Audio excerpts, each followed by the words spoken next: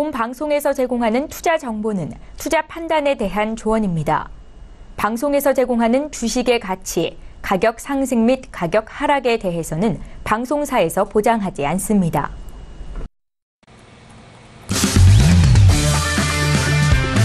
네, 안녕하세요. 해외 선물 신세계 MC 김은혜입니다. 1부에 이어서 2부도 여러분들 찾아가고 있습니다. 자, 금요일 밤 불금이라고 앞서서 해설위원님이 말씀을 해주셨는데 지금 TV 앞에 계시는 분들은 지금 1부에 이어서 2부도 수익이 잘 나고 있지 않을까라는 생각을 하고 있습니다. 자, 지금 계속해서 속보도 들려오고 있는데요. 나스닥 100 지수가 12월물 장중 1% 이상의 큰 폭의 탄력을 받으면서 상승세 이어가고 있다라는 소식 먼저 전달 도와드리도록 하겠습니다.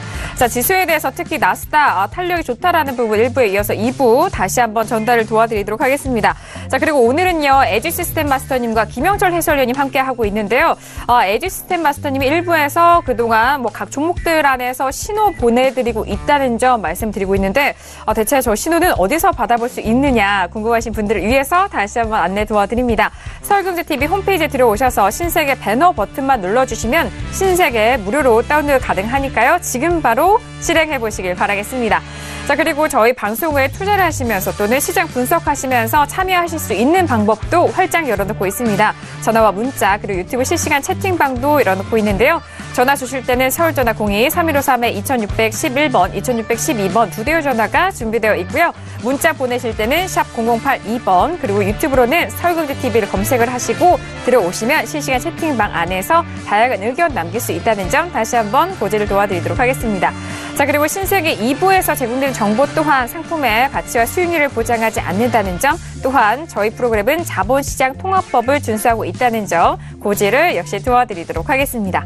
자, 1부에 이어서 에듀시스템 마스터님과 그리고 김영철 해설위원님과 함께 하고 있는데요. 자, 지금 시간이 지나면서 시세도 변했고요. 그리고 속보도 계속해서 올라오고 있습니다.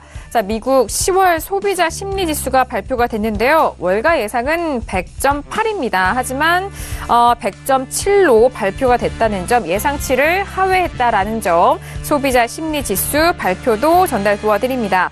자, 그리고 이라크와 쿠르드가 이라크 북부서 휴전을 전격적으로 합의했다라는 소식이 속보로 들려오고 있는데요. 자, 일단 휴전이라는 점은 리스크가 일단 크게 여기서 더 번지지 않기 때문에 이 부분이 유가에 대해서 어떤 가격적인 영향을 미칠지 잠시 후에 시장을 보면서 함께 분석을 도와드리도록 하겠습니다. 자, 지금 11시 5분이 지나간 시간인데요. 현재 시세 다시 한번 살펴보시죠. 자, 먼저 S&P 500 지수 2570.75포인트 거래가 되고 있습니다. 자, 나스닥은 앞서서 말씀을 드렸던 대로 1% 넘는 강한 탄력 보여주고 있죠. 6165.75포인트 전거래일 대비해서 1.25% 상승한 가격대에서 움직이고 있고요. 자, 그리고 유로 FX 연일 하락세 보이고 있습니다. 0.39% 빠진 1.1635달러에서 거래가 되고 있고요. 자, 그리고 골드 같은 경우에는요, 여전히 오늘 광복권에서 움직이고 있습니다. 1271.4달러로 0.30% 강보합권 움직이고 있습니다. 자, 이어서 마지막 크루드 오일은요, 53달러를 돌파했네요. 이전에 에듀시스템 마스터님이 53달러 돌파 여부에 대해서 또 말씀해 주셨는데 오늘 정말 강하게 올라가고 있고요. 자, 이 휴전에 대한 소식이 빠르게 적용이 되면서 가격이 오른 것이 이 휴전 소식인지 아닌지에 대한 부분 다시 한번 살펴보도록 하겠습니다. 금요일 저녁, 금요일장 정말 소위 화끈하다라고 말씀을 드릴 것 같은데 나스닥도 1% 넘는 강한 탄력 그리고 크루드 오일이 오랜만에 이렇게 세게 나오는 흐름 정말 오랜만인 것 같은데요. 자, 먼저 마스터님에게 여쭤보고 싶어요. 앞서서 크루드 오일 53달러 돌파 네. 바로 실행이 됐습니다. 네, 53달러 이상도 가능하시다 말씀을 드렸는데 그냥 바로 됐어요. 네, 10분 만에 바로 돌파가 나와서 53달러 네네. 이상도 가능해졌네요. 네, 네네. 수익 청산하시면 슬슬 들어가시면 되겠고요. 네. 일단 단기적 물량대로 이렇게 포커스가 터졌는데 네. 일단 이라크 쿠르드 이라크 북부서 휴전 이런 얘기들을 지금 시황에서는 쏟아내겠죠. 근데 제가 매번 말씀드리지만 저런 단기적인 이슈로 오일 가치를 장기적으로 베팅하는 기관들은 거의 없다고 보시면 됩니다. 그 부분보다는 언제나 실질적으로 핵심적인 공급자 그리고 핵심적인 수요자 중심으로만 해석을 하시면 되고요. 뭐 핵심적인 수요자라는 거는 뭐 분산되어 있기 때문에 핵심적인 공급자 중심으로만 보시면 되겠죠. 네. 그런 관점에서 핵심적 공급자가 계속해서 무너지고 있는 상태이기 때문에 당연히 상방 모멘텀은 부여될 수밖에 없고요. 지금 이번에 베이커 히즈 굴착 장비수에 대한 부분을 실질적으로 기관들은 미리 선 입수 들어간 것 같습니다. 그래서 이 선베팅으로 강하게 매수 방향 치고 올라가 준 것 같고요. 지금 $53 이상 올라갔는데 물론 이제 JP모건에서 제시했던 과거의 저항선은 $55였습니다. 그래서 거기까지를 장기 목표가로 잡는 기관들도 있겠지만 일단은 저희는 개인 투자자이기 때문에 실질적으로 베이커 히즈 굴착 장비수에 대한 수치 부분을 확인하시기 전까지는 이 포지션을 장기 관점으로 계속해서 홀딩하시는 게 상당히 리스크가 있기 때문에 확실하게 그 부분을 보시고 나서 베팅을 들어가시는 게 좀 더 깔끔하실 것 같고요. 네. 지금 홀딩하고 계시던 분들은 이제 수익권 많이 터지셨겠죠. 많이 터졌어요. 그냥 스트레이트로 강타를 쳤기 때문에 제가 $53 이상까지 가질 수 있다 했던 것 때문에 홀딩하셨던 분들 굉장히 좀 좋게 흐뭇하게 지금 방송을 보고 있으실 것 같아요. 너무 마스터님 겸손하신 것 같은데 이 정도 수익이면 정말 좋은 수익이기 때문에 다시 한번 좀 리뷰를 해주세요. 근데 사실 지금 $53에 대한 돌파보다 더 중요했던 게 있습니다. 어떤 부분이죠? 오늘장의 매수 포인트는 사실 52.30이었어요. 52.30이요? $52 초반이요? 네네. 그러니까 정확하게 왜 그런지를 말씀을 드릴게요. 자, 이제 이 방송을 딱 오픈할 때가 9시다 보니까 이때 포인트에서 52.30에 대한 부분이 이미 터치가 나온 상태였는데 이제 52.30은 기존에 지금 26일자에서는 저항성이다가 완전하게 돌파를 보인 후에 지금 27일자 새벽장에 올라타서 계속해서 동일단가 블로킹을 만들었죠. 제가 저번에도 한번 설명을 드린 적이 있습니다. 기관이 저항선을 지지선으로 바꾸는 부분은 단순히 기술적인 부분이 아니라 가장 수익을 내기 좋은 매매법이기 때문에 쓴다고 말씀을 드렸습니다. 그리고 실질적으로 매수 방향으로 50틱 이상을 이 이후로 올렸죠. 자금력까지 시장에 인증을 시켰습니다. 그러면 매도를 치는 기관들 입장에서는 당연히 52.30에서는 청산 물량이 들어가 주는 게 맞고요. 그럼 신규 매수를 치는 기관들 입장에서는 52.30에서 동반 매수를 들어가는 게 맞죠. 그렇기 때문에 52.30에서 매수 포인트를 잡으셔야 했고요.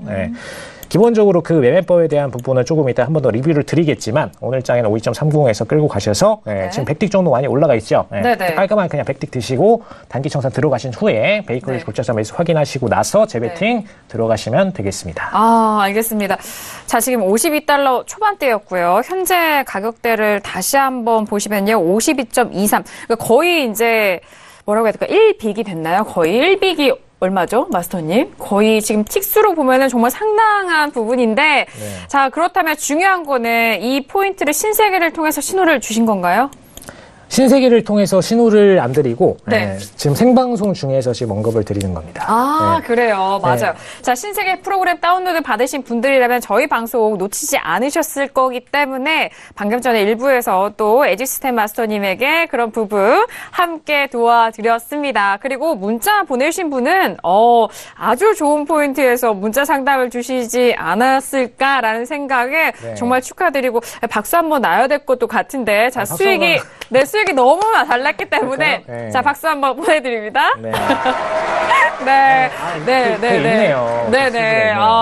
자, 오늘 금요일 밤 오늘 오프닝서부터 두 분이 좋은 덕담을 해주셨기 때문에 이 기운 받고 우리 신세계 투자자분들이 좋은 수익을 거두셨을 것 같습니다. 자, 이렇게 크루드 오일은 여전히 $53를 지지하면서 53.24입니다. 이게 좀 중요한 게 일단 크루드 오일은 약세에서 그러니까 하락에서 상승으로 전환했기 때문에 이게 더욱더 강한 거잖아요. 상승에서 시작해서 뭐 상승폭 이것도 강하지만 약세 흐름에서 상승으로 전환이 됐다는 거 역시나 더욱더 강한 흐름이 아닐까 싶은데 자, 크루드 오일 장중 $53를 돌파를 하면서 직전 고점을 넘었다는 점 다시 한번 알려드리도록 하겠습니다. 자, 크루도일 상품군에 대해서 워낙 일부 마지막에 좋은 포인트를 에지 시스템 마스터님 여러분들을 위해서 확인을 해드렸고요. 그에 맞는 좋은 수익으로 가져가시길 바라겠고요. 자, 그렇다면 1부에서 다루지 못한 골드에 대해서 다시 한번 보도록 하겠습니다. 자, 골드 함께 볼까요? 자, 현재 골드 같은 경우에는요, 1272.1달러에서 거래가 되고 있습니다. 앞서서 1부에서 이슈는 국채에 대해서 알아봤는데 국채 역시 상승으로 전환이 됐고요. 그리고 골드도 역시 오늘 상승 흐름 이어가고 있는데 0.37%입니다. 오랜만에 안전자산들이 기지개를 펴고 있습니다. 네, 안전자산은 최근에 위험자산인 지수가 너무 선방을 하는 탓에 그리고 리스크가 제대로 이런 불거져 있지 않기 때문에 안전자산에 대해서는 매력도가 너무 떨어졌다. 유동성이 더 이상 공급되지 않는다. 그 부분이었는데 자, 오늘장의 이 상승을 또 다른 반등의 의미로 봐야 될지 아니면 같은 하락 추세에서의 그 가격대로 봐야 할지 부분 좀 짚어보도록 할게요. 자, 마스터님, 골드요. 오늘 오랜만에 또 강보합권이거든요. 네, 어떻게 보시나요? 일단은 최근장 계속해서 제가 말씀드렸듯이 매수에 대해서는 더 이상 홀딩 의사가 없는 매도 물량으로 흘러내릴 거다라고 말씀을 드렸습니다. 저번 주에 저번 주가 이제 화요일에 비교를 드릴 때 거래량 없이 떨어지는 하락하는 주식과 같다라고 계속 말씀을 드렸었어요. 근데 이제 단기적으로는 반등을 쳐주고 있죠. 이제 1265.0을 찍고 나서 터닝을 보여주고 있는데 이 부분에 대해서는 저점이라고 생각하는 기관들이 단기적으로 쳐주고 있는 건 맞습니다. 다만 이게 장기 추세로 이어질지는 현재 상태에서는 좀 의문이고요.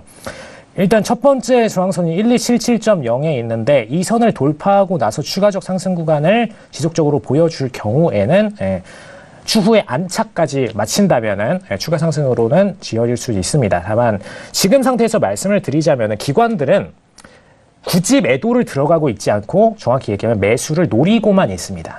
계속 매수를 떨어져서 더 떨어지면 노리고 더 떨어지면 노리고만 있기 때문에 이런 부분 모멘텀에 있어서 재료가 나올 때마다 강상승을 한 번씩 쳐주는 흐름에 패턴이 나올 가능성이 굉장히 높다라고 말씀을 드립니다. 네, 알겠습니다. 자, 골드에 대한 부분 알아보고 있는데요. 그렇다면 해설위원님의 분석 안 들어볼 수가 없겠죠? 네.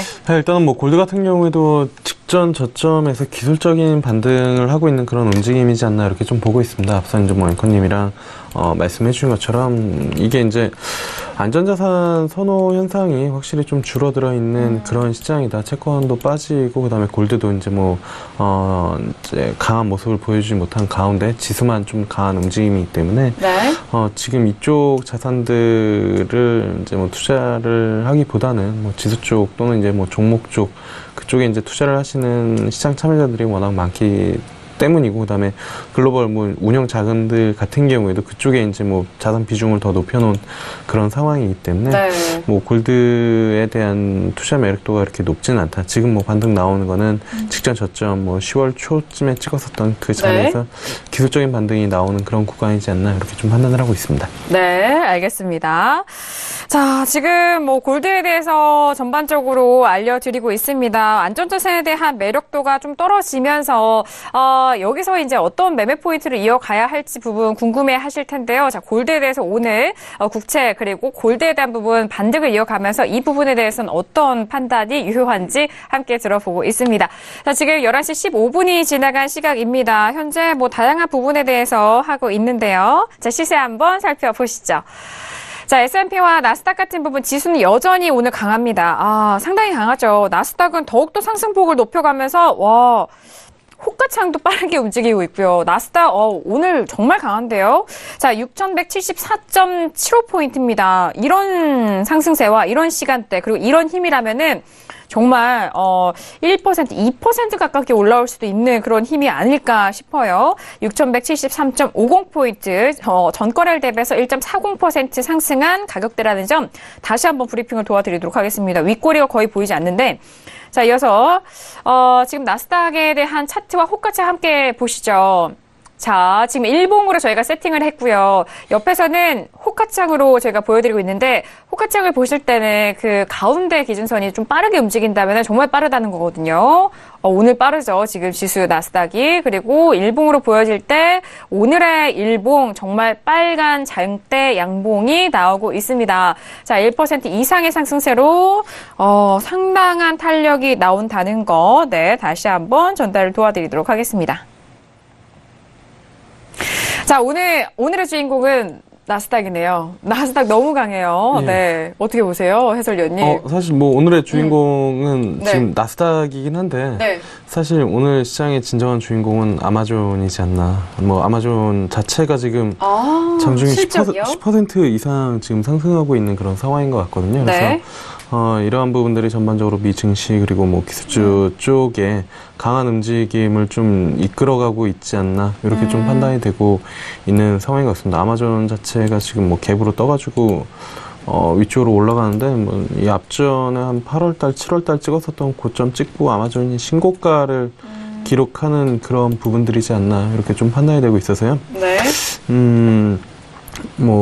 나스닥이 지금 상당히 강하게 신고가를 기록을 하는데 그러한 부분은 아무래도 이 앞전에 이제 그 나스닥을 이끌어가는 그런 중심 팡이라고 이제 뭐 이야기를 많이 했었는데 페이스북이랑 뭐 아마존 그다음에 오늘 실적 발표한 알파벳 그리고 이제 넷플릭스 그다음에 이제 그 G가 뭐였죠? 갑자기 생각이 안 나는데 네. 아무튼 뭐 그런 부분들이 이제 같이 맞물리면서 시장을 이끌어 왔었고 그 중에 이제 뭐 대장격인 아마존 자체가 지금 실적에 의해서 지금 뭐 주가에 이렇게 움직임이 나타나고 있고 이러한 부분들이 나스닥 시장에 영향을 미치고 있지 않나 이렇게 좀 보시면 좋을 것 같습니다. 네, 알겠습니다. 자, 지금 속보 계속해서 올라오고 있는데요. 방금 말씀해 주셨던 해설위원님의 말씀, 아마존의 3분기 어닝 서프라이즈를 기록을 하면서 장중 10% 넘는 강한 상승세를 이어오고 있다라는 부분입니다. 아마존이 참 무거운 기업이잖아요. 좀 큰 기업이잖아요. 그 부분 10% 넘게 상승을 했다는 점이 가장 좀 주의 깊게 보셔야 될 것 같습니다. 자, 지금 이제 그 베조스 CEO가 네, 맞아요. 오늘 상승으로 인해서 이제 빌 게이츠를 뛰어넘고 이제 1위를 등극을 했습니다. 세계 부자순위. 그래서 이 부분이 제일 저는 지금 끌려요? 네, 많이 끌리네요. 네. 아니, 제가 옆에서 같이 방송을 하고 있잖아요. 마스터님의 표정이 바로 알았습니다, 저는. 제가 이 정도로 많이 웃은 적이 별로 없습니다. 자극이 되는 건가요, 뭔가요? 너무 지금 자극을 받고 있어가지고, 저희 회사도 지금 빨리 좀 키워가지고 상장시키고 계속 올려야 되는데, 자극을 많이 받고 있네요, 지금.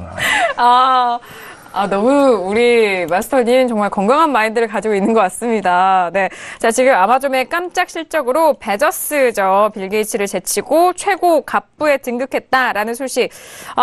역시나 미국 쪽에서는 이 주식의 가치, 보유에 대한 재산도 참 많이 좀 계량을 하잖아요. 그 부분이기 때문에 주식이 이렇게 아마존이 10% 넘게 오르면서 빌 게이츠를 제치고 베조스가 최고 갑부로 등극했다라는 소식까지 함께 실적 어닝 서프라이즈까지 전달을 도와드리도록 하겠습니다. 자, 지금 나스닥에 뒷받침되는 재료들 지금 저희가 속보를 통해서 알려드리고 있는데요. 나스닥 더 오르고 있습니다. 1.45%의 강한 탄력입니다. 자, 그런데 제가 좀 궁금한 생각이 너무 많이 올랐기 때문에 혹여나 이 자리에서 매도를 또 잡으시는 투자자분들이 있을까요, 마스터님? 그런 경우 혹시 보셨나요? 너무 많이 봤죠, 그거는. 너무 많이 봤다고요? 제가 좀 놀랐어요. 네네. 이렇게 많이 올라가면은 꼭 반대로, 이거는 이제 너무 과상승이다, 이제 과매수 구간이다 해가지고 매도 치시는 분들이 너무 많은데, 특히 선물에서는 추세성으로 터질 때는 반대 방향 포지션 잡으시는 거는 그냥 이제 계좌를 보내버리신다 정도로 표현할 수 있을 것 같아요. 보내버린다? 자본이 그러니까 계좌를 날아갔다? 아예 이제 공중분해시키는 그런 수준의 매매이기 때문에 특히 이제 그냥 박스권에서 그런 매매를 하신다면 어느 정도 선에서 컷이 날지 몰라도 신고가, 신저가를 가고 있을 때 반대 방향 베팅을 넣으시게 된다는 거는 급등락, 급반등으로 인해서 이제 큰 손실로, 큰 손절로 이어질 수 있는 구간이기 때문에 심리적으로도 손절을 던지기도 힘들어지고요. 또 그렇게 되면은. 그래서 하루 만에 계좌를 날리실 수 있는 위험한 매매이기 때문에 그런 건 절대 금물이시고요. 차라리 굳이 한 방향으로만 꼭 베팅하셔야겠다면은 추세 방향으로 가시는 게 맞는데 신고가 신저가를 돌파할 때는 저는 그래도 그런 상태에서는 이미 갖고 계신 분들의 파티이고 차라리 떨어질 때를 기다리셨다가 매수 방향 매도 방향으로 가시는 게 좀 더 깔끔하시다라고 항상 말씀을 드립니다. 네, 알겠습니다. 아니 저는 좀 놀란 게 이렇게 급등할 때 매도를 들어가시는 분들이 많다고요? 굉장히 많으세요. 오히려 매수 비중보다 매도 비중이 더 많으십니다. 저 정말 놀랐습니다. 그래서 그런 부분은 항상 좀 조심을 하셔야 되고요. 네.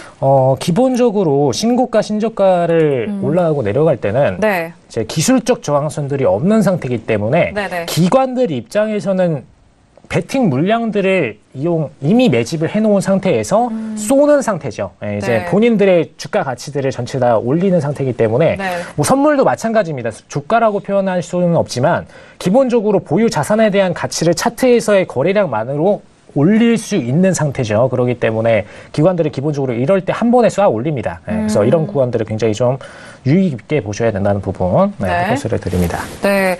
아니, 이런 경우가 빈번하다는 것도 일단 놀랬고요. 네. 이런 부분만 좀 지양을 잘 하셔도 자신의 계좌를 잘 지킬 수 있을 것 같은데요, 마스터님. 네. 사실 저는 지금 계속해서 그 베조스 CEO가 1위에 등극했다는 거에서 머리가 떠나질 않는데, 네네.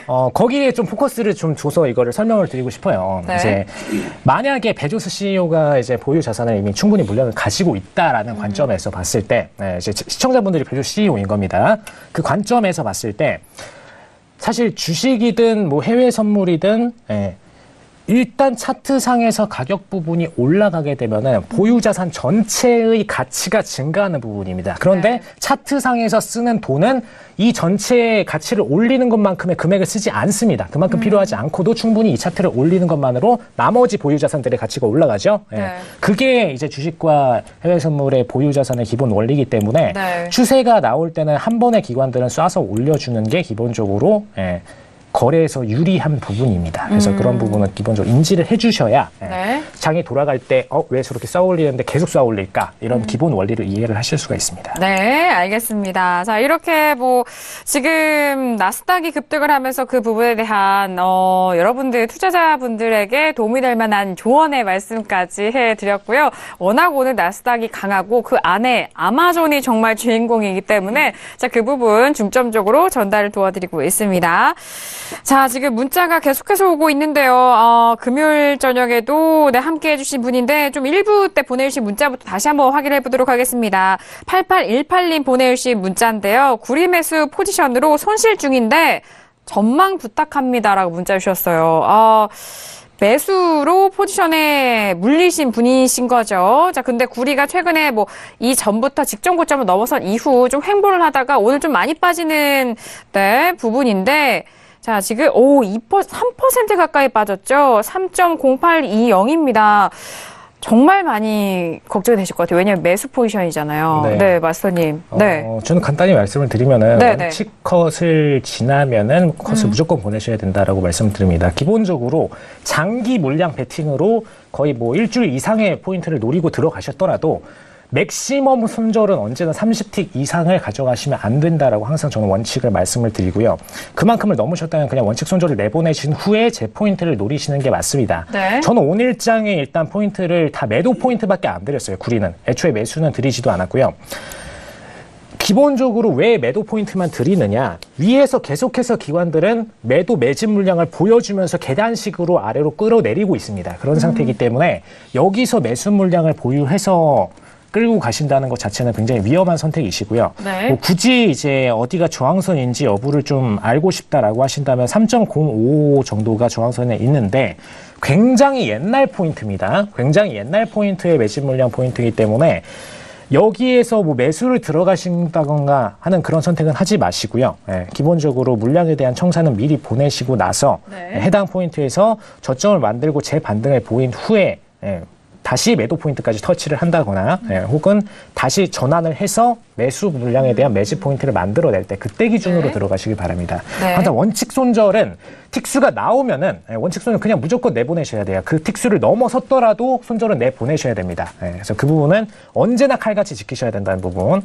그게 안 되시면은 매번 말씀을 드리지만 저희 시스템 중에 수익부터 손절까지 모든 부분을 기본적으로 원칙 청산대로 기계적 청산을 하는 시스템이 있습니다. 그래서 그거를 써서라도 원칙 손절을 반드시 지키시도록 만드셔야 된다는 부분. 손으로 안 되면 손이 아니라 컴퓨터가 자체적으로 할 수 있도록 만드셔야 된다는 부분. 항상 중요한 부분입니다. 네, 알겠습니다. 자, 구리 일단 매수를 물리신 부분에 대해서 지금 현재 뭐 시스템 쪽으로도 많은 조언을 해드렸습니다. 일단 거의 3%가 밀린 가격대이기 때문에 지금의 부분에서 어떻게 또 대응을 하시고 또 해야 할지 많이 좀 걱정이 되실 텐데 저희 쪽에 계속적으로 궁금하신 부분에 대해서 그 가격대까지 좀 적어서 보내주시면은 다시 한번 꼼꼼하게 상담을 도와드리도록 하겠습니다. 자, 그렇다면 구리에 대해서 해설위님 의견도 좀 들어볼게요.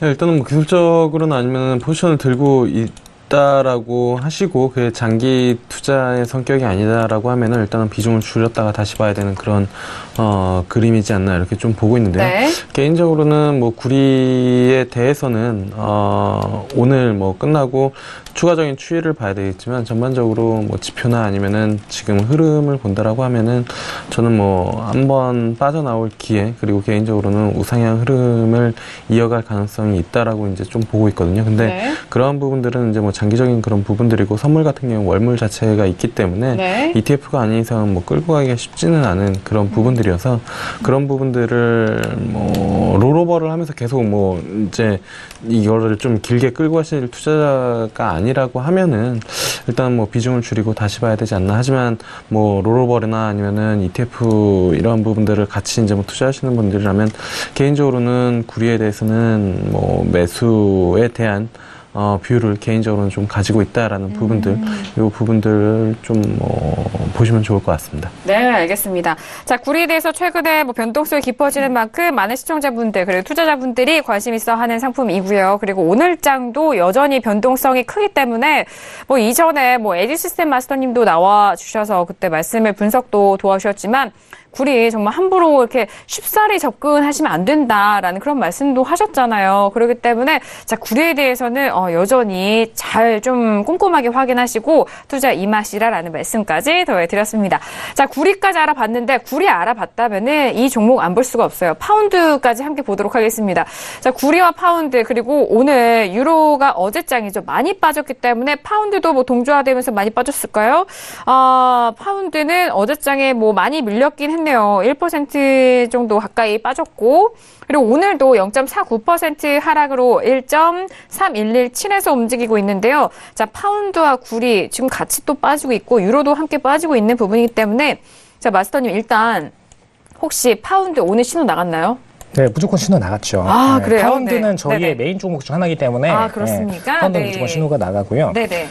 일단 오늘의 파운드는 매도 포인트 위주로만 드렸습니다. 일단 신저가를 단기적으로 최근 3주 내에는 3주 내에 신저가 수준으로 내려가 있는 상태이기 때문에 여기서 매수 포인트를 가져가신다는 건 굉장히 위험한 선택이시고요. 여기서는 이제 매도 포인트 기존에 기관들이 계속해서 매도 물량을 단계적으로 매집했던 포인트 기준으로 해서 올 때마다 매도를 치는 방식으로 대응하시는 게 제일 깔끔한 단타적 매매가 되실 수가 있습니다. 지금 상태에서 장기적 배팅으로 가시기에는 신저가 전 저점이죠. 과거 한 3주 전 저점 부분까지 와 있기 때문에 이 포인트에서는 신저가를 노려서 매도 물량을 넣으신다는 것도 상당히 리스크가 있는 부분이고요. 여기서의 대응은 올라오실 때 매도를 치시는 게 제일 현명하십니다. 네, 파운드가 지금 하락으로 이어가고 있는데 올라올 시 가격이 반등 시 매도 관점이 유효한 전략이 될 수 있다라는 부분까지 파운드에 대해서 함께 분석을 도와드렸습니다.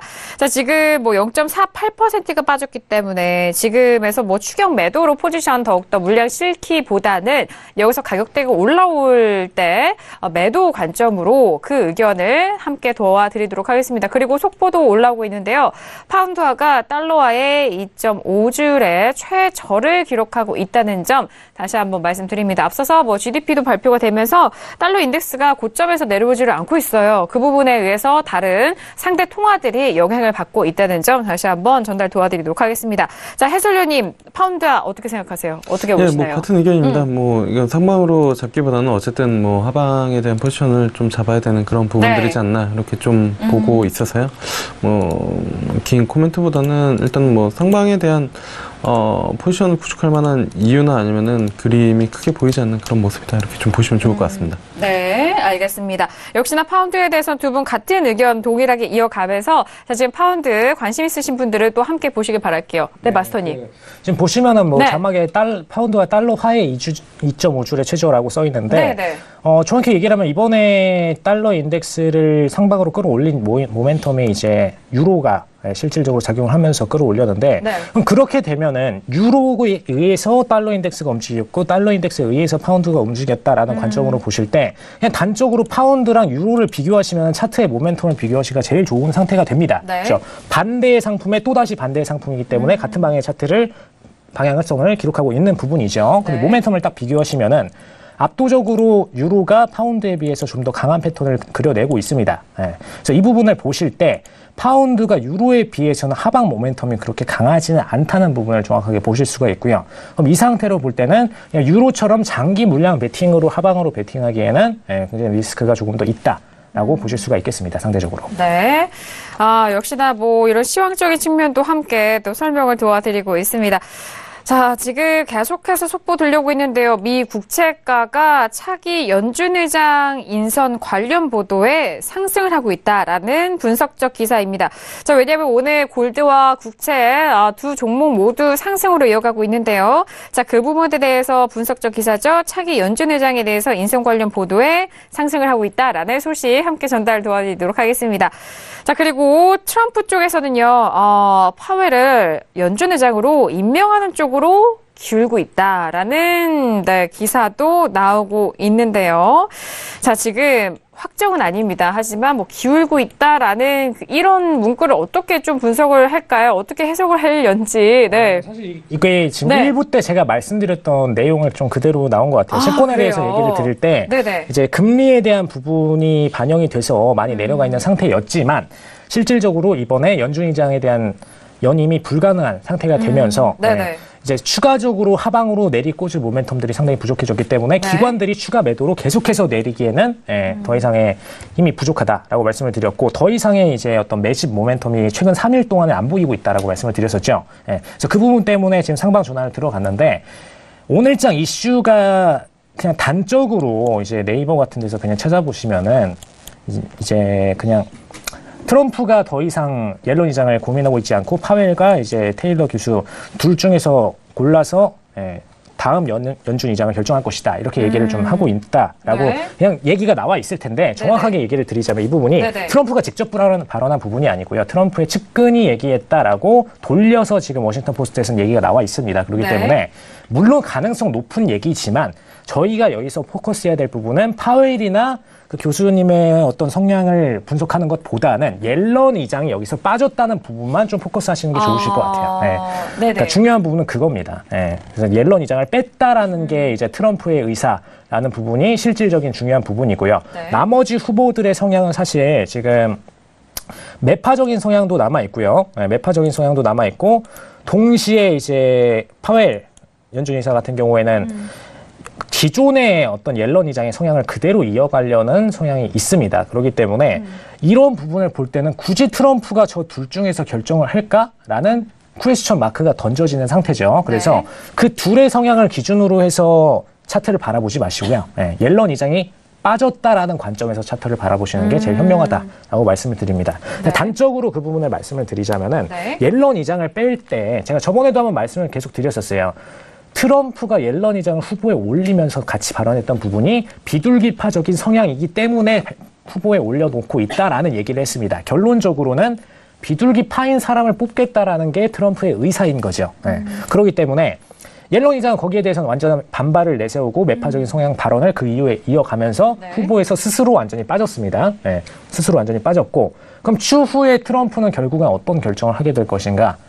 당연히 정부의 유리한 방향대로 비둘기파적인 성향을 가진 연준 의장을 결정할 가능성이 높죠. 그리고 혹은 비둘기파적이 아니더라도 금융주를 통해서 성장할 수 있는 그런 정책을 내세울 수 있는 연준 의장을 뽑을 가능성이 높습니다. 굉장히 이제 금융 기업들한테 정책적으로 통화 정책적으로 규제를 완화시켜 줄 수 있는 그런 연준 의장을 뽑을 가능성이 높다 이거죠. 그래서 그런 부분만 좀 포커스해서 보시는 게 좋을 것 같습니다. 네, 일단 이렇게 뭐 후보들이 난무하고 있고 그리고 뭐 누가 되느냐 이런 분석적인 기사가 나오고 있지만 가장 중점적으로 좀 바로 봐야 할 것은 이 후보 유력 후보 중에서 옐런 의장이 좀 이렇게 비껴 나갔다라는 그 부분을 가장 포커스로 보고 이 부분을 이해하시고 분석하셔라라는 그런 말씀도 함께 전달을 도와드리도록 하겠습니다. 자, 계속해서 속보 올라오고 있는데요. 자, 22 자산미 프로그램의 축소에 따라서 국채 시장의 변동성이 확대시킬 것이다라는 그런 부분도 나오고 있습니다. 현재 국채 가격의 변동은 어제 있었던 ECB 통화정책회의 이로 인해서 자산 매입 축소가 600억 유로에서 300억 유로로 축소된 부분 그리고 비둘기파적인 발언까지 이어졌는데요. 그 부분도 역시나 국채 시장의 변동성을 확대시키고 있다라는 부분까지 말씀 도와드리도록 하겠습니다. 자, 그리고 앞서서 또 마스터님이 또 짚어주신 부분이기도 해요. 뭐 얘기하시려는지 알 것 같아요. 아, 그래요? 네. 잠시만 제가 속보 이야기하고 바로 말씀드리도록 네. 하겠습니다. 옐런이 연임이 되지 않으면은 이사로 남아서 테일러의 무력화도 가능할 것이다. 그 부분과 옐런은 제외한다라는 차기 연준 의장과 차기 연준 의장은 파월이냐 테일러냐를 두고 네, 이렇게 가고 있다라는 부분까지 말씀을 도와드리도록 하겠습니다. 근데 저 부분은 좀 네. 거의 이제 옐런 이장님의 성격을 볼 때는 네. 말이 안 되는 부분일 것 같아요. 뭐 성격을 파악했을 때 이사로 남아서 네. 계속해서 통화정책 부분을 같이 참여를 한다 이런 분이 아니시고요. 네. 그냥 깔끔하게 명예퇴직을 하실 분입니다. 성격상으로는. 그런 부분은 좀 네. 미리 좀 예측을 해주시는 게 네. 좀 좋을 것 같습니다. 아니 누가 이렇게 지금 시청자분이 들으시면은 우리 마스터님이 그 각 인물에 대해서 파악과 좀 그런 조사가 좀 잘 됐다. 네. 네, 그럼 인물적 성향을 네. 좀 아셔야 돼요. 이제 네. 이분들이 정확하게 좀 성격을 볼 수 있는 이유가 뭐 그냥 이제 표정만 봐도 좀 보이긴 하지만 네. 통화 정책 부분을 결정하는 데 있어서 이분들의 성격을 보실 수가 있는 게 트럼프가 비둘기파인 옐런 의장을 후보에 올렸다라고 얘기를 함과 동시에 네. 그 후에 옐런이 지속적으로 이사들과 총재들까지 시켜가면서 매파적 발언들을 계속하게 했습니다. 네. 그럼 이거는 결론적으로 정부에 어떤 충성하는 그런 느낌을 전혀 주지 않겠다. 본인은 정확하게 그냥 금융시장에 맞는 통화 정책을 그대로 결정할 뿐이지 정부의 어떤 정확히 말해서는 이제 그냥 따라가는 그런 연준 총재가 되지 않겠다라는 네. 그런 의견이기 때문에 네. 거기에 참여해서 이제 좀 지저분하게 남는 그런 움직임을 보일 가능성이 굉장히 낮은 성격이다라고 네. 보시면 될 것 같습니다. 네, 자 지금 속보 계속해서 들려오고 있죠. 미국 공화당이 옐런 연임 반대 서한을 보냈다라는 부분 뭐 같은 맥락에서 이해하시면 될 것 같아요. 네, 테일러 교수에 대한 그 추천 부분도 네. 공화당에서 이제 지지를 받고 있다라는 부분이 굉장히 높았는데 네. 이런 부분에서 볼 때 좀 로비 가능성이 굉장히 좀 높은 부분입니다. 그냥 공화당 의원들이 굳이 어떤 후보를 올려서 그분들을 추천하고 기존의 어떤 옐런 의장이나 그런 부분들에 대한 정책을 반대시키고 굳이 이런 부분을 나서서 통화 정책에 개입할 이유가 없는데 주로 과거에도 이렇게 직접적인 개입이 들어갈 때는 관련 기업들이죠. 정확히 얘기하면 관련 네. 기업들이 어떤 이재를 볼 수 있는 후보에 대해서 로비를 했을 때 공화당 혹은 뭐 민주당은 잘 그런 경향이 없었습니다. 근데 공화당이 주로 과거에도 많은 그런 움직임을 보였었는데 네. 공화당이 그런 직접적인 움직임을 보일 경우에는 그런 가능성이 굉장히 높았죠. 그래서 네. 이런 관련주들 중심으로 좀 해석을 해서 앞으로 지수를 보시는 것도 굉장히 좋은 모멘텀이다라고 말씀을 드립니다. 알겠습니다. 자, 이렇게 정말 이 이슈에 대해서 최근에 뭐 22를 시작으로 이제 뭐 차기 연준 의장 그리고 FOMC까지 이어지는 그런 통화 정책 안에 있습니다. 자, 이런 정말 중요한 연말이 될 것 같은데 네. 이렇게 굵직한 이벤트들을 어떻게 소화하고 이 부분을 시장 분석을 어떻게 해야 될까라는 그런 부분에서 고민 있으시면은 저희 신세계와 함께 하시면 그 고민들 말끔히 날려보낼 수가 있습니다. 이렇게 마스터님과 해설위원님 두 분이 든든하게 여러분들 위해서 기다리고 있으니까요. 자, 저희 신세계 계속해서 굵직한 이벤트들 나올 때마다 더욱더 찾아주시길 바라겠습니다. 자, 속보 나오고 있는데요. 파월이냐 테일러냐 트럼프의 막판 고심이 이어지고 있다라는 뉴스 계속해서 올라오고 있죠. 자, 지금 뭐 예상되는 시간은 11월 3일 아시아 순방 이전에 발표될 것으로 거의 확정되고 있잖아요, 마스터님. 네. 네네. 확정 가능성이 굉장히 높은 상태고요. 네. 시간은 그렇게 오래 걸리지는 않을 것 같습니다. 트럼프 성격상 어떤 내용들을 좀 길게 끌어가지 않은 그냥 굉장히 빠르게 결정하는 성격이기 때문에 굉장히 빠르게 생각보다 결정이 네. 나올 가능성이 높고요. 네. 네. 그런 의미에서 지금 채권이나 혹은 이제 골드 같은 상품들이 급변동할 가능성이 높죠. 그래서 해당 타임에서 이제 트럼프 연설들이 잡히실 경우에는 좀 빠르게 빠져나오시는 게 단기적으로 리스크 해지상 좋다라고 말씀을 드립니다. 네, 알겠습니다. 자, 뭐 트럼프 성격상 빨리 나올 것 같다라는 네. 그런 부분도 또 시장에 함께 분석을 도와드리도록 하겠습니다. 자, 지금 11시 41분이 지나간 시간인데요. 시세 어떻게 좀 변화가 됐는지 현지 시세 다시 한번 살펴보도록 하겠습니다. 자, 지수는 여전히 강할까요? 네, 강합니다. S&P 500 지수, 자, 2570.25포인트 0.31% 강보합권 움직이고 있고요. 자, 나스닥은 뭐 이전의 상승폭에서 조금 밀렸지만 여전히 강합니다. 1.36%의 상승세고요. 6171.50포인트, 75포인트에서 거래가 되고 있고요. 자, 그리고 선물시장 안에서 다우에 대한 부분도 본장에서 역시나 강한 부분 다시 한번 설명드리도록 하겠습니다. 유로FX 볼까요? 유로FX는 계속 빠지고 있는데요. 1.16265달러, 0.47% 빠진 가격대라는 점 다시 한번 말씀드립니다. 자, 그리고 크루드오일 볼게요. 크루드오일은 53.46까지 올라갔어요. 1.21%가 올라갔는데요. 네. 오늘 크루드오일도 강한데요, 저는. 오늘 뭐 거의 떨어지는 웨이브 없이 그냥 네. 스트레이트 수직 상승이네요. 네, 지금 53달러 뭐 이전에 강하게 올라갔을 때 초반대 가격이었는데 지금 중반대 가격까지 노려볼 수 있는 가격이잖아요, 지금. 네. 그냥 중반대를 이미 터치했습니다. 네, 터치했기 때문에 네네. 굉장히 지금 깔끔한 흐름이고요. 사실 제일 좋은 부분이 뭐가 있냐면은 네. 저희가 이제 저희 시스템 상으로도 이제 추세 매매를 주로 많이 반영하는 시스템들이 있는데 네. 그 추세 매매 시스템 같은 경우에는 이제 올라가다가 중간에 빠지는 구간에서 익절 포인트를 잡도록 설계가 되어 있는데 익절 포인트를 굳이 내지 않을 수 있도록 네. 짧은 변동만 가지고선 계속해서 상승이 나오고 있습니다. 이럴 경우에는 추적 익절로 계속 팔로우해서는 올라가고 있지만 익절은 안 나오는 상태로 수익 구간이 계속해서 올라가고 있는 거죠. 추후에 큰 폭으로 떨어진다면 익절이 나오겠지만 현재까지는 계속 홀딩하면서 올라갈 수 있는 구간이 설계가 가능하시다는 점. 네. 이런 부분에서 굉장히 오늘 차트는 정말 깔끔하고 좋은 추세다라고 보실 수가 있겠습니다. 네, 알겠습니다. 자, 지금 나스닥뿐만 아니라 오늘 크루드오일에 대해서 원웨이로 시원하게 좀 뽑아내는 부분인데, 자, 이렇게 변동성이 있어야 또 이 안에서 수익을 잘 걷어 가실 수가 있고, 그 안에서 수익 이렇게 변동성 나온다고 해서 기준 없이 매매를 하신다면은 좋은 장에서도 수익을 낼 수가 없습니다. 자, 그런 지표가 드리는 저희 신세계 프로그램 다운로드 받으신다면은 또 앞서서 에이지스템 마스터님이 말씀해 주셨던 그런 신호도 받아보실 수가 있을 것 같은데요. 자, 53.40까지 일단 중후반 가격대도 지켜내 가고 있습니다. 마스터님, 그렇죠? 네. 네네. 그 크루드오일을 거래하실 때 좀 참고를 드리자면은 신고가, 신저가를 내려가는 움직임에서는 일단 기본적으로 기술적 저항선들이 없죠. 기술적 저항선들이 없기 때문에 크루드 오일 같은 경우는 50 단위의 가격대 저항선 위주로 기관들이 청산 물량을 내보내는 경우가 굉장히 많습니다. 그래서 그런 부분들을 고려하셔서 계약을 좀 다계약으로 갖고 계신 분들은 뭐 한 계약 갖고 계신 분들은 어쩔 수 없으시겠죠. 그냥 익절만 걸고선 대응을 하시고요. 추적 익절로만 대응을 하시고요. 네. 다계약 거래를 하고 계신 분들께서는 50 단위 기준으로 터치를 할 때마다 한 계약 한 계약씩 털어가면서 네. 추세 구간을 먹어가는 방식으로 물론 익절은 잡아가시되 이렇게 거래를 하시는 게 조금 더 수익을 극대화시키는 방법이다라고 말씀을 드립니다. 특히 지금 같은 경우는 이제 53.52 정도 최고가를 만들었는데 50에 대해서 한번 맞고선 가격대 저항을 지금 받고 있는 상태죠. 뭐 다계약자 같은 경우에는 여기서 한 계약을 터시고 물론 익절을 잡아가시면서 한 계약을 터시고 추가적 추세를 노리는 방향으로 가시면 되겠습니다. 네, 알겠습니다. 맞아요. 수익권에 있으실 때 그 부분에 대해서 물량 조절을 하면서 수익을 좀 챙기시고 이 다음 자리와 함께 또 현명한 투자가 되시라라는 말씀까지 더해 주셨습니다. 자, 지금 크루드오일에 대해서 워낙 오늘 강하게 올라가기 때문에 자, 크루드오일에 대해서 해설위원님 말씀 들어볼까요?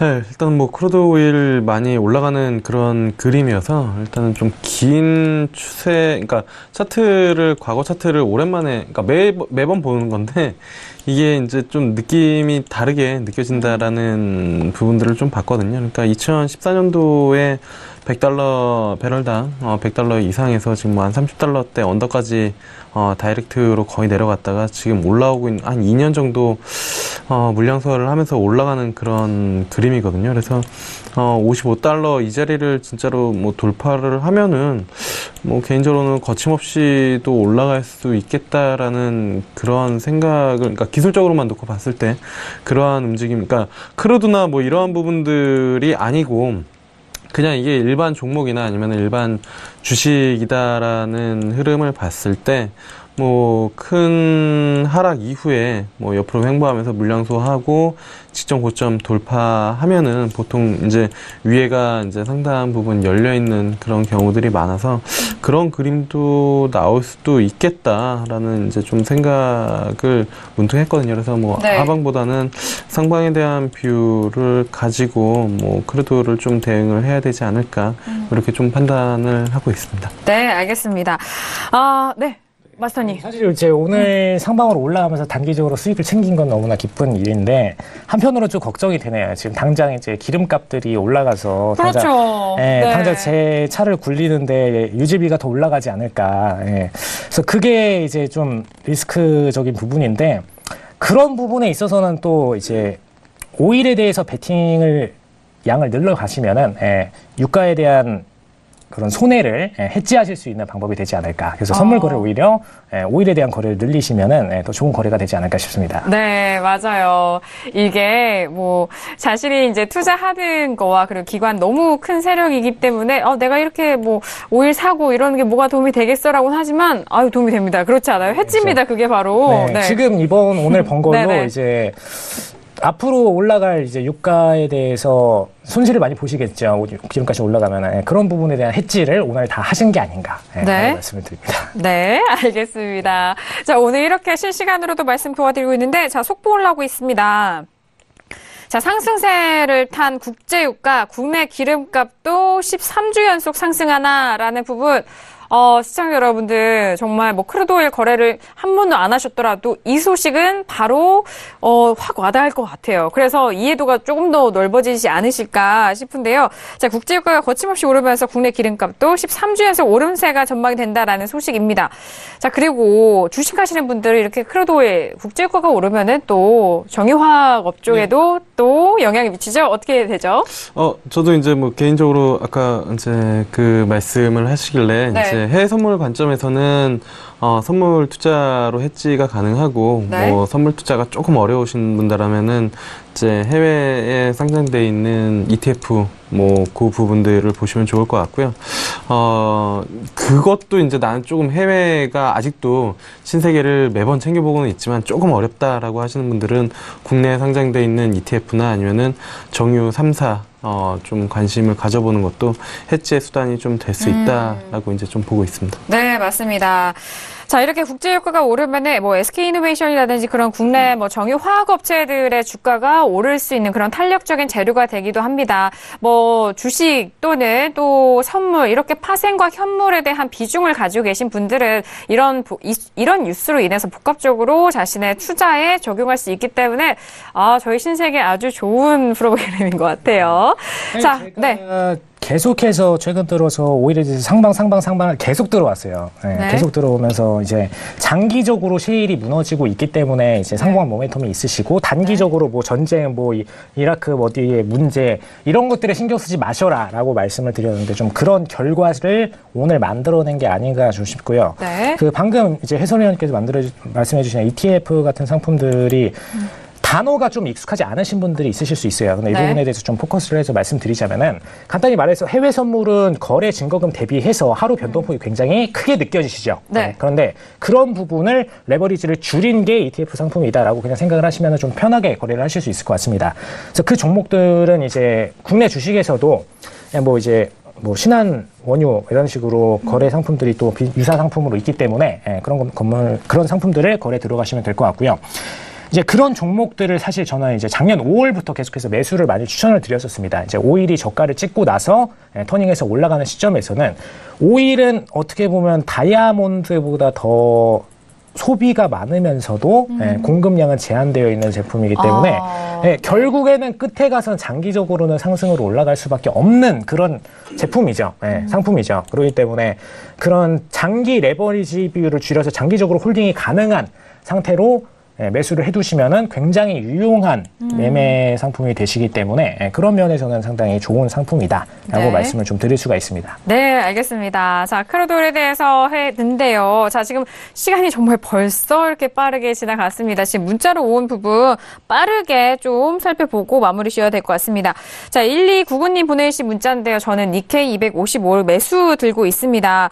욕심이 나서 못 팔겠어요. 혹시 언제 꺾일지 알 수 있을까요? 라고 문자를 보내주셨는데 저희가 또 빠르게 좀 상담 도와드리고 마무리 지어야 될 것 같습니다. 자, 뭐 엔화가 계속해서 떨어지면서 지수에 대한 부분은 여전히 같은 기조로 올라가고 있죠. 마스터님 어떤 좀 진단 도와드릴까요?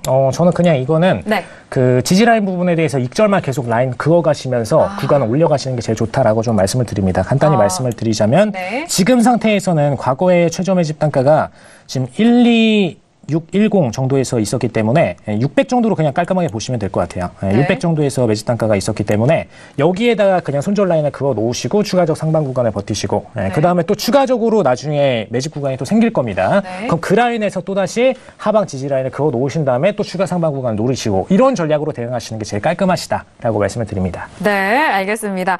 자, 지금 뭐 마지막으로 온 문자에 대해서 시청자 상담도 도와드렸고요. 정말 2부까지 빠르게 시간이 흘러갈 것 같습니다. 마지막으로 시청자분들에게 한 말씀씩 마지막으로 들어볼까요? 마스터님 먼저 들어볼게요. 오늘 좀 굉장히 말을 좀 많이 한 것 같아요. 좀 빨리 말하면서도 많이 한 것 같은데 네. 최대한 좀 전달을 잘해드리려고 네. 발음을 또박또박 하고자 했는데 전달이 잘 됐을지는 모르겠습니다. 너무 잘 들렸어요, 마스터님. 네. 혹시라도 오늘 이해 안 가신 분들이 있으시다면 오늘 중요한 내용들 굉장히 많았습니다. 뭐 네. 토화 정책부터 차기 연준이자 그리고 뭐 오일 등등에 대해서 핵심 부분들을 다 얘기를 많이 드렸기 때문에 녹방으로 한 번씩 돌려보셔서 한번 내용들을 분석해 보시면 좋을 것 같습니다. 네, 알겠습니다. 해설위원님도 오늘 한 말씀 할까요? 네. 네, 일단은 뭐 불타는 금요일에 이 방송을 끝까지 지켜보신 분들 같은 경우는 5일로도 수익이 나셨을 거고 아마 지수로도 나스닥 지수로도 수익이 나셨을 테니까 네.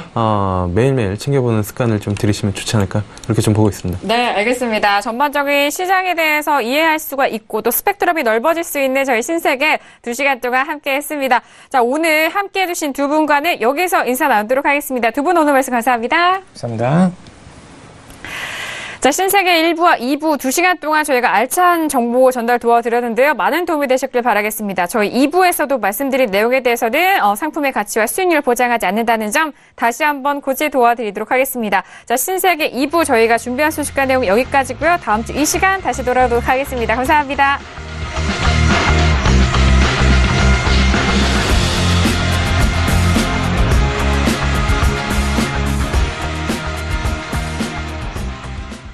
본 방송에서 제공하는 투자 정보는 투자 판단에 대한 조언입니다.